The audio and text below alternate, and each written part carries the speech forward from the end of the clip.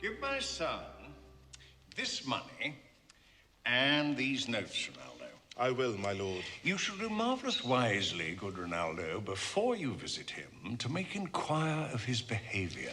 My lord, I did intend it. Very well said, very well said. Look you, sir, inquire me first what Danskers are in Paris, and how and who, what means and where they keep, what company and what expense, and finding by this encompassment and drift of question that they do know my son, come you more nearer. Take you as 'twere some distant knowledge of him, as thus, I know his father and his friends, and in part him. Do you mark this, Ronaldo? Aye, very well, my lord. And in part him. But you may say, not well. But if it be he I mean, he's very wild, addicted, so and so, and there, put on him what forgeries you please. Marry, none so rank as may dishonor him, take heed of that. But, sir, such wanton, wild, unusual slips as our companions noted, and most known to youth and liberty. As gaming, my lord? Aye, or drinking, fencing, swearing, quarreling, drabbing. You may go so far. My lord, that would dishonor him. Faith, no, as you may season it in the charge. But, my good lord... Wherefore should you do this? Aye, my lord, I would know that. Marry, sir, here's my drift, and I believe it is a fetch of wit. You laying these slight sullies on my son, as 'twere a thing a little soiled i' the working, mark you. Your party in converse, him you would sound, having ever seen in the predominant crimes the youth you breathe of guilty, be assured he closes with you in this consequence. Good sir, also, or friend, or gentleman, according to the phrase or the addition of man and country. Very good, my lord.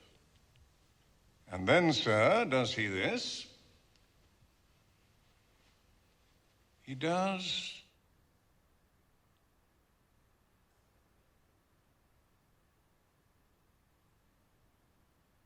What was I about to say? Master, I was about to say something. Where did I leave? At closes in the consequence. Closes in the consequence? Aye, Mary, he closes thus. I know the gentleman. I saw him yesterday, or t'other day, or then, with such or such. And as you say, there was a gaming, there a falling out at tennis, or perchance I saw him enter such a house of sale. Vide licet, a brothel, or so forth. See you now, your bait of falsehood takes this carp of truth. And thus do we of wisdom and of reach, by indirections, find directions out. You have me, have you not? My lord, I have. God be with you. Very well. Good, my lord. Observe his inclinations in yourself. I shall, my lord. And let him ply his music. Well, my lord. Farewell. Oh, no, Ophelia, what's the matter? Oh, my lord, I've been so affrighted. With what, in the name of God? My lord, as I was sewing in my closet, Lord Hamlet, with his doublet all unbraced, no hat upon his head, his stockings fouled, ungartered and down-jived to his ankle, pale as his shirt, his knees knocking each other, and with a look so piteous in purport. As if he had been loosed out of hell to speak of horrors, he comes before me. Mad for thy love? My lord, I do not know, but truly I do fear it. What said he? He took me by the wrist and held me hard. Then goes he to the length of all his arm, and with his other hand, thus o'er his brow, he falls to such perusal of my face as he would draw it. Long stayed he so. At last a little shaking of mine arm, and thrice his head thus waving up and down, he raised a sigh so piteous and profound, as it did seem to shatter all his bulk and end his being.